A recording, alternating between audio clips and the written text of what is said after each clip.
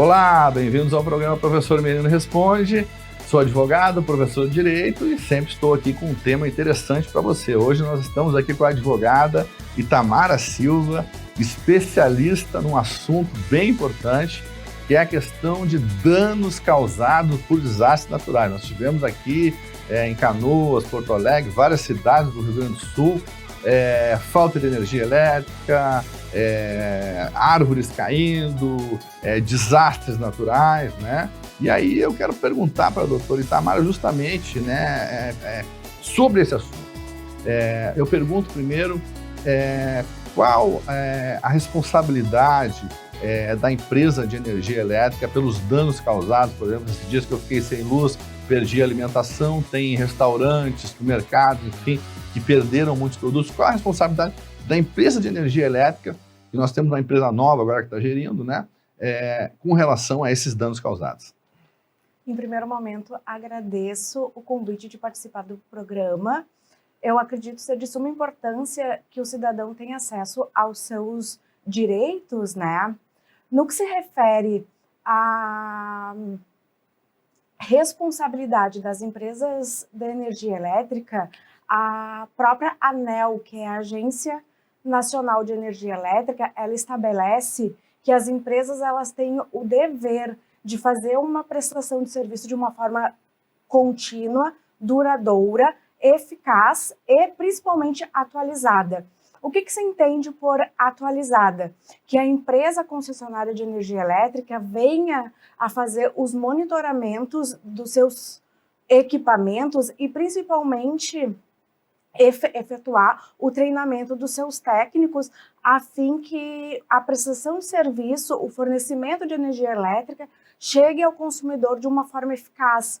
Um outro ponto muito importante é que sempre quando ocorre a interrupção na prestação de serviço, o consumidor ele tem que ser avisado de dia e horário e principalmente quando que ele vai receber novamente o fornecimento de energia elétrica. E uma outra pergunta, doutora, a pessoa é amparado por algum direito do Código do Consumidor com relação a esses danos causados? Referente ao direito que o cidadão tem, sim, ele é amparado pelo Código de Defesa do Consumidor, que inclusive a resolução da ANEEL, da Agência Nacional de Energia Elétrica, se utiliza muitos requisitos do Código de Direito do Consumidor. E uma outra pergunta, no caso dessas pessoas que tiveram prejuízos nesse período, né?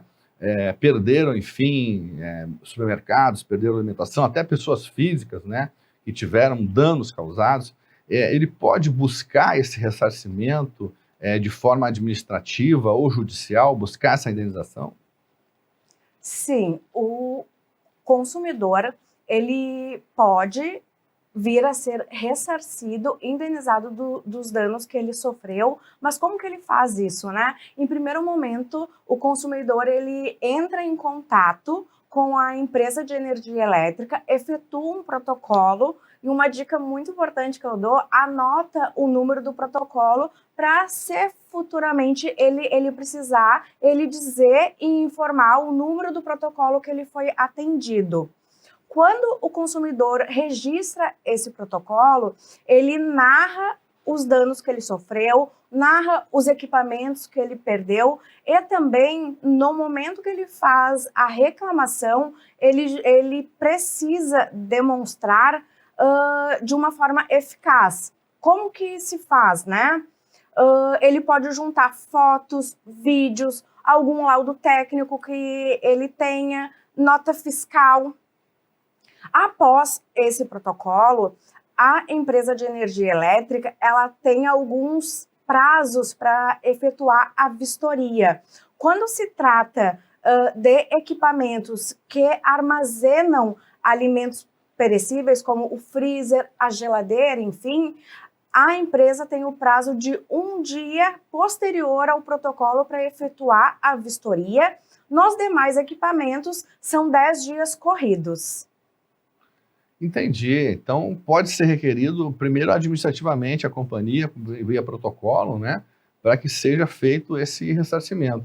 E, vamos dizer, ele fez lá o protocolo, juntou as provas, documentos, lá, foto, nota que ele tinha, enfim, lá, tudo, mandou, pediu isso para a empresa e a empresa simplesmente não responde, né, não cumpre com o ressarcimento. O que que essa pessoa pode fazer aí judicialmente? Certo. Quando o consumidor ele faz o protocolo, foi efetuada a vistoria no seu imóvel referente aos danos que foram causados, a empresa tem o prazo de 15 dias para deferir ou indeferir o pedido do consumidor. Sendo deferido, aonde a empresa reconhece que de fato ocorreu o dano pela falha da prestação de serviço, ela tem 20 dias para sanar os danos. Ela pode ser feita mediante o ressarcimento do valor que foi gasto ou até mesmo um fornecimento de um equipamento novo. Então, em caso da empresa não fazer esse ressarcimento, o consumidor pode buscar isso na justiça, pelo meio de um processo judicial. Seria isso, doutor? Quando a empresa indefere o pedido do consumidor ou simplesmente não apresenta a resposta, o consumidor tem 3 alternativas. Uma delas é fazer um registro na ANEEL, informando que já foi feito um pedido administrativo diretamente na empresa concessionária de energia elétrica e ela não apresentou nenhuma resposta ou indeferiu. O segundo ponto que pode ser feito também é o consumidor efetuar uma reclamação junto ao PROCON, juntar todos os protocolos de atendimento, as fotos, os vídeos, os laudos.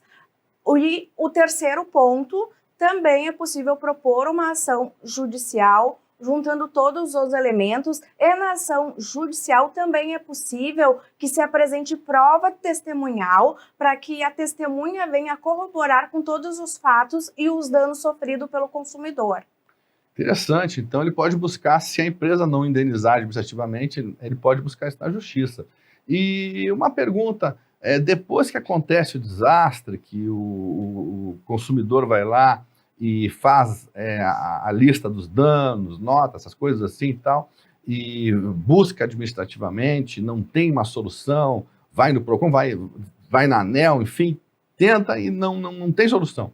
Qual o prazo que ele tem para entrar com uma ação judicial, se no caso ele não foi atendido desde a data onde aconteceu essa falta de fornecimento de energia elétrica, por exemplo, em função do desastre, né? Qual o prazo que ele tem a contar desse desastre? Certo. O consumidor ele tem um prazo de 5 anos para propor uma ação judicial.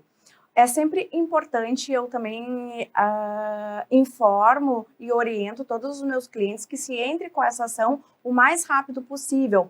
Hoje, o Tribunal de Justiça do Rio Grande do Sul já trabalha com uma sistemática eletrônica onde pode o consumidor vir a se valer de uma forma mais prática de acessar o poder judiciário a fim de ser ressarcido dos danos que foi sofrido. Muito bem, isso é importante. Então significa que tem tempo ainda, gente.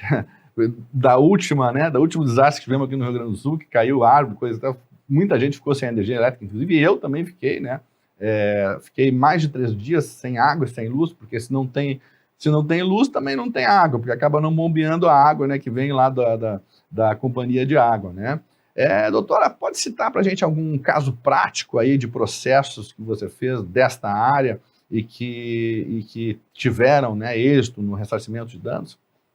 O Tribunal do Estado do Rio Grande do Sul tem diversas ações judiciais referente à falha na prestação de serviço. Um caso prático que nós podemos citar foi de uma consumidora que ela propôs uma ação indenizatória porque no período noturno ela não recebia prestação de serviço. A tensão de energia que era fornecida era inferior, que ela não conseguia ligar o chuveiro para tomar um banho, não conseguia manter a refrigeração da geladeira.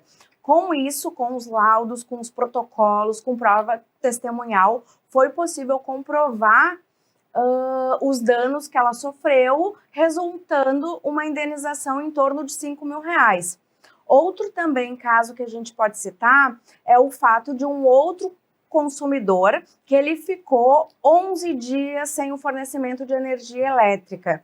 Nesse caso em específico, ele residia em zona rural, onde o prazo para se restabelecer o fornecimento de energia elétrica seria de no máximo até 48 horas. No caso dele, juntando todas as testemunhas, vizinhos, foi comprovada a falha na prestação de serviço por 11 dias, né? Que ele não conseguiu fazer absolutamente nada, ele perdeu todos os alimentos, as medicações que ele armazenava.